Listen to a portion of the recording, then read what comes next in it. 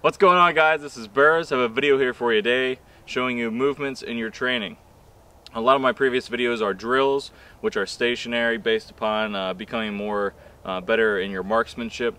I've never felt, because I'm just a normal person, proper in making videos showing people movements and cover concealment, blah blah blah blah. But there is something, there are certain things I feel as though I can speak on. This is one of them.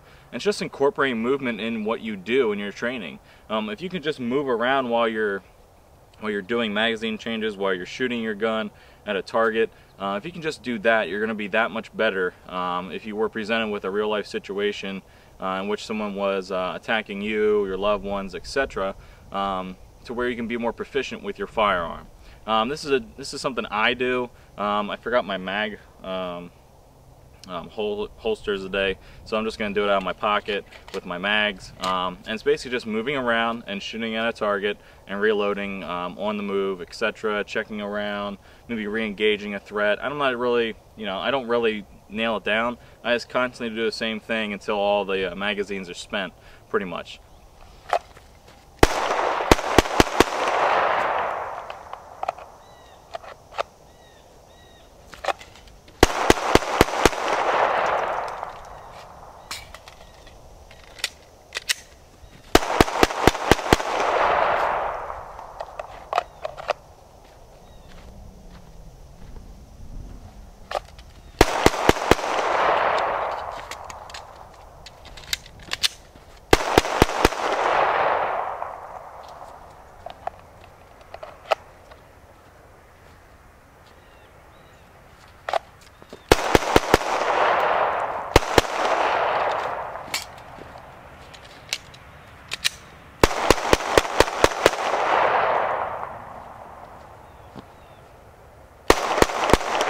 So basically, if you can't hit the target on the move, say you start out and you go a little quick, speed is your enemy.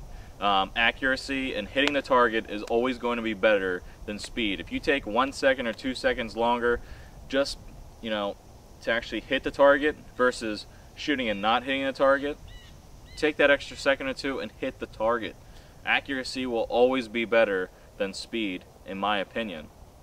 So if you're starting out, start out just moving, just regularly moving. Because if you're used to going to the range and you're used to standing there and just shooting, this is going to be a lot different for you to start moving around while you're shooting. That is to say, if you can actually get to a range that has the ability to move around. But if you do, take advantage of that to become a better shooter.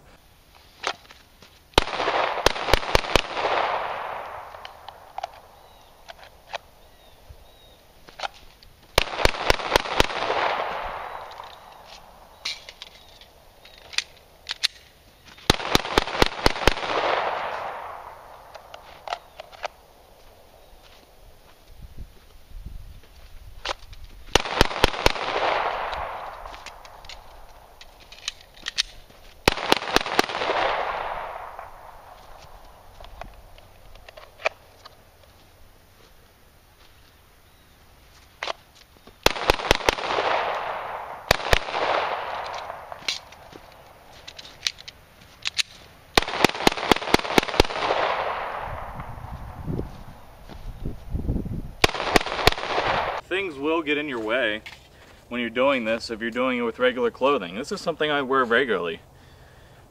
Not the multicam pants, but I wear this a lot. And if this is covering my weapon, holstering and unholstering, I gotta practice for that. And this did get in the way, a few times today. And that's just part of it. That's part of what you're gonna have to do. It's part of what you're gonna have to train to get over, is the obstacles that you have every day. What clothing do you wear? If you wear that clothing normally, wear it to the range. Because if you don't, then you'll be practicing for the most perfect environment that you can have. And that's the worst thing you can do, in my opinion. If you're going to the range, go to the range to practice for the worst. You know, don't go to the range with everything set up the right way and then do it. Okay, practice, you know, throw some stuff in there that's gonna screw you up. Make sure you have your shirt over this. Make sure you have this in general in the way, okay? This is baggy, and I have my my magazines inside of here. I don't even have them in a holster, okay? I'm practicing for the worst case scenario, you know, today. Doesn't mean every day I go to the range I do that, but I have a purpose for going to the range. And today my purpose is just running around and shooting my pistol at a target, and changing out the magazine, and you know, observing, and that's what I'm doing today.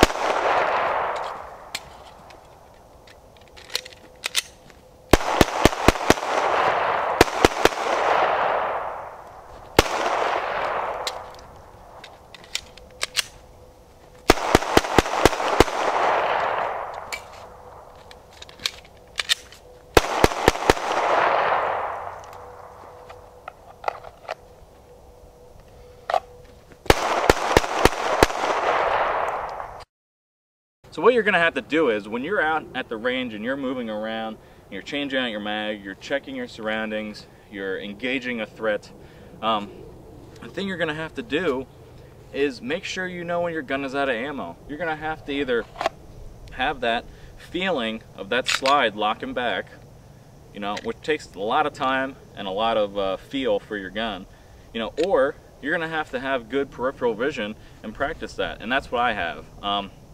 When that gun is out of ammo, you know, you gotta have the ability to see this.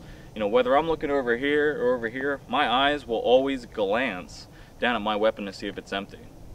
If I see that slide is back, bam, I'm out of the magazine. Even though I'm still looking around, I'm reloading this magazine. Even though the one time, you know, in there I had it in backwards, because I just grabbed it out of my pocket. Put it in backwards, and I was like, oh, well, that's not gonna work. You know, I had to flip it around. But the whole time while you're going through these motions, you have to be, you know, doing multiple things at the same time. And that's what you have to practice at the range. You have to practice doing multiple things at the same time. And if you can do that, you're gonna become a much better shooter.